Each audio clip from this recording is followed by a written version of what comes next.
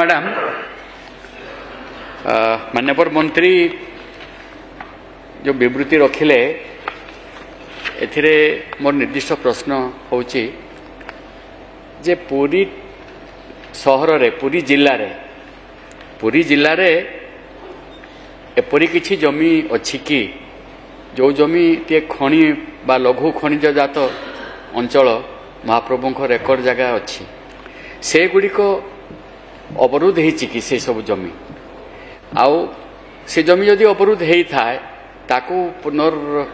Record करने महाप्रभु को जमी से व्यवस्था कौन। द्वितीय प्रश्न होची पूरी सहर रे समग्र सहर भितर केते जमी महाप्रभु को जमी को आकार रे व्यवहार करा जाउछि। माननीय मंत्री बाचस्पति महोदय 17,000 एकर जमी पूरी सहर पूरी जिला भितर अच्छी जो पाखापाखि 12,259 एकर जमीर आरओआर आम पाई सारीचु एवं आउ मात्र 4,811 एकर आम आरओआर तार व्यवस्थित होउची।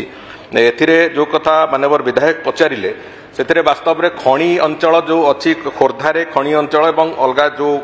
पुरी जिलार जो किछि पार्श्व खणी अंचल अच्छी जो अवरोध अच्छी से अवरोध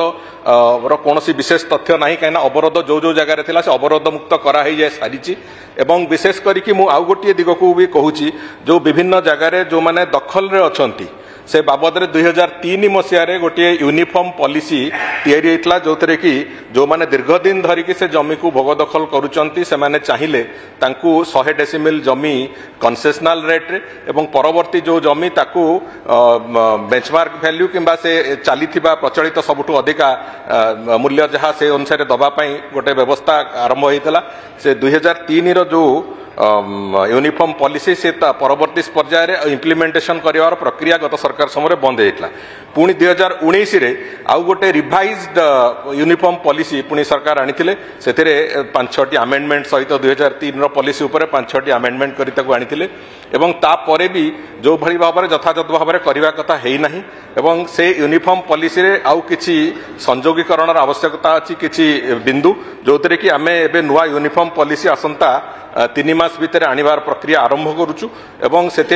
नुआ यूनिफॉर्म पॉलिसी आसला परे आमे जो लैंड सेटलमेंट रो जो प्रक्रिया ताकू ओडिशा सारा जोटी जोटी अच्छी एवं ओडिशा बाहर भी जोटी अच्छी से जगार जोटी जोटी लोक दखल रे अछंती तार लैंड सेटलमेंट प्रक्रिया को आमे जीवु से